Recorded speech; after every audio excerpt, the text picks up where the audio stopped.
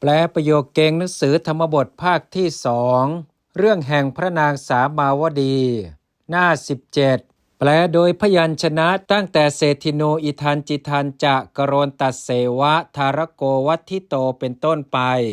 เศรษฐิโนเมื่อเศรษฐีกโรนตัสสะกระทำอยู่กรรมมังซึ่งกรรมอีทางนี้จะด้วยอีทางนี้จะด้วยเอวะนั่นเทียวทารโกอันว่าเด็กวัตทิโตเติบโตแล้ววจนังอันว่าคำอิติว่าโคสโกอันว่าโคสกะอิติดังนี้เอวะนั่นเทียวนามังเป็นชื่ออัสสะทารกัสสะของเด็กนั้นอโหสิได้เป็นแล้วโสโคสโกอันว่านายโคสกะนั้นขายิปรากฏแล้วเศรษฐิโนแก่เศรษฐีวิยะราวกะกันตโกอันว่าน้ำอขิมหิที่ในตาโสเศรษฐีอันว่าเศรษฐีนั้นนาวิสหิไม่อาจแล้วโอโลเกตุงปิแม้เพื่ออันแลดูอุชุกังตรงอัฏฐาครั้งนั้นโสเศรษฐีอันว่าเศรษฐีนั้นจินเตนโตคิดอยู่มรณุปาอย่างซึ่งอุบายอันเป็นเหตุตายอัสสะโคสกัสสะแห่งนายโคสกะนั้นคันตวาไปแล้วสันติกังสู่สำนักสหายกากุมภการัสสะของบุรุษผู้กระทำซึ่งมอบผู้เป็นสหายอัตโนของตนปุจิตวาถามแล้วอิติว่าตวังอันว่าท่านอาลิมเปสสิจักฉาบทาอาวาปังซึ่งเตากทาในการไรอิติดังนี้วจเนครั้นเมื่อคำอิติว่าอหังอันว่าเราอาลิมเปสสามิจักฉาบทาอาวาปังซึ่งเตาสเวในวันพรุ่งอิติดังนี้เตนะสหายเกนะอันสหายนั้นวุตเตกล่าวแล้วอาหากล่าวแล้วอิติว่าเตนะหิท่าอย่างนั้นตวังอันว่าท่านขเหตวารับแล้วสหัสสังซึ่งพันแห่งทรัพย์อีทางนี้กโรหิจงกระทำกรรมังซึ่งการงานเอกังอย่างหนึ่งมะของเราอิติดังนี้โสสหายโกอันว่าสหายนั้นปุจิถามแล้วอิติว่าสามิข้าแต่นายกิงกรรมังอันว่ากรรมอะไรอิติดังนี้โสเศรษฐีอันว่าเศรษฐีนั้นอาหากล่าวแล้วอิติว่าอวชาตปุตโตอันว่าอวชาตบุตรเอโกคนหนึ่งเมของเราอธิมีอยู่อาหารอันว่าเราเปเศษสามิจักส่งไปตังปุตังซึ่งบุตรนั้นสันติกังสู่สำนักตวะของท่านอัฏฐภาเวครั้นเมื่อความเป็นอย่างนั้นสันเตมีอยู่ตวังอันว่าท่านนางปุตตังยังบุตรนั้นปเวเสตวาให้เข้าไปแล้วขับพังสู่ห้องฉินทิตวาตัดแล้ววาสิยาด้วยมีดติคินายะอันคมกัตตวากระทำขันธาขันธิกังให้เป็นผู้มีท่อนน้อยและท่อนอันเจริญปักขิปิตวาใส่แล้วจาติยังในตุ่มปัจจัยยาสิพึงเผาอาวาเปในเตาสหัสสังอันว่าพันแห่งทรัพย์อีทางนี้ลัญจการสัทธิสังเป็นเช่นกับด้วยการกระทำซึ่งสินจ้างเตแห่งท่านโหติย่อมเป็นอาหังอันว่าเรากริสามิจักกระทำกรรมังซึ่งกรรมกัตตพยุตกังอันควรแล้วแก่ความเป็นกรรมอันเราพึงกระทำเตแก่ท่านอุตริงให้ยิ่งปัจฉาในภายหลังปุณะอีกอิติดังนี้กุมภการโรอันว่าบุคคลผู้กระทำซึ่งหม้อสัมปติชิรับพร้อมแล้วอิติว่าสาธุอันว่าดีละอิติดังนี้เศรษฐีอันว่าเศรษฐีปุคลังยังบุคคลปโกษาเปตวาให้เรียกมาแล้วโคสกังซึ่งนายโคสกะปุณทิวเสในวันรุ่งขึ้นปหินิส่งไปแล้ววัจเนนะด้วยคำอิติว่าตาตะแน่พ่อกุมภการโรอันว่าบุรุษผู้กระทำซึ่งหม้อมยาอันเราอานัตโตสั่งบังคับแล้ว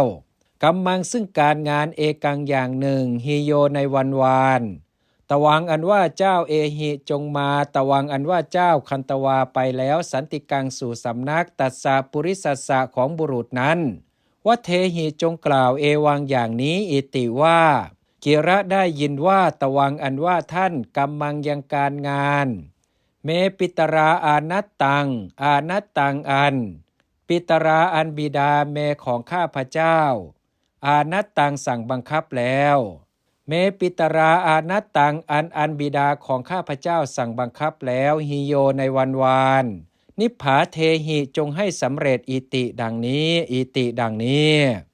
โ โสโคสโกอันว่านายโคสกะนั้นสัมปติชิตวารับพร้อมแล้วอิติว่าสาธุอันว่าดีละอิติดังนี้อคมาสิได้ไปแล้วปุตโตอันว่าบุตรเศรษฐิโนของเศรษฐีอิตโรนอกนี้กีลันโตเล่นอยู่คู่ลังซึ่งคลุบสัตทิงกับทารเกหิด้วยเด็กทั้งหลายทิสวาเห็นแล้วตังโคสกังซึ่งนายโคสกะนั้นคัดฉันตังผู้ไปอยู่ตถาฐาเนในที่นั้นปโกสิตวาร้องเรียกแล้วตังโคสกังซึ่งนายโคสกะนั้นปุจิตวาถามแล้วอิติว่าภาติกะข้าแต่พี่ตวังอันว่าท่านคัจฉสิจะไปกุหิงฐาเนในที่ไหนอิติดังนี้วัจเนครั้นเมื่อคำอิติว่าอาหังอันว่าเราขเหตวาถือเอาแล้วศาสนังซึ่งข่าวสารปิตุของบิดาคัจฉามิจะไปสันติกังสู่สำนักกุมภการัสสะของบุรุษผู้กระทำซึ่งหม้ออิติดังนี้เตนะโคสเกนะอนนายโคสกะนั้นวุตเตกล่าวแล้วอาหากล่าวแล้วอิติว่าอาหังอันว่าข้าพเจ้าขมิสสามิจักไปตถาฐาเนในที่นั้นทารกาอันว่าเด็กทั้งหลายอิเมเหล่านี้ชินิงสุชนะแล้วพหุลักขังซึ่งคะแนนมากมังกะข้าพเจ้าตวังอันว่าท่านปฏิชนิตวาชนะกลับแล้วเทหิจงให้ตังลักขังซึ่งคะแนนนั้นเมแก่ข้าพเจ้าอิติดังนี้โสโคสโกอันว่านายโคสกะนั้นอาหากล่าวแล้วอิติว่า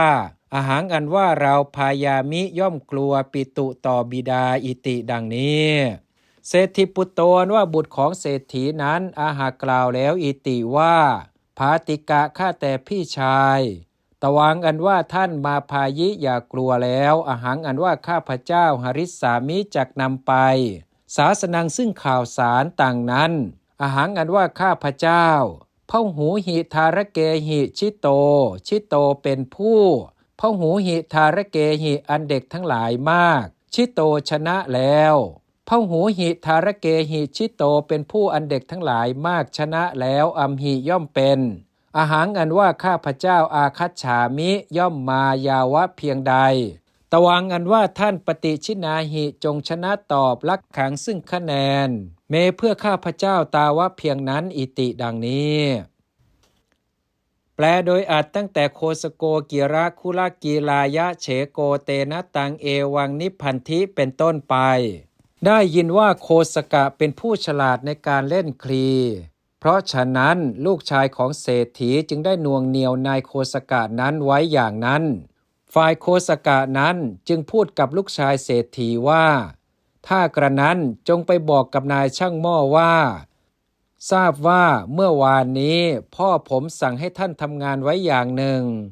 ท่านจงยังการงานนั้นให้สำเร็จดังนี้แล้วส่งเขาไปแล้วลูกชายเศรษฐีนั้นไปยังสำนักของนายช่างหม้อนั้นได้กล่าวตามสั่งนั้นครั้งนั้นนายช่างหม้อได้ฆ่าลูกชายเศรษฐีนั้นตามคำสั่งเศรษฐีสั่งไว้ทีเดียวแล้วโยนไปในเตาฝ่ายนายโคสกะเล่นตลอดภาคของวันพอตกเย็นกลับบ้านเมื่อเศรษฐีเห็นแล้วจึงถามว่าไม่ได้ไปหรือพ่อ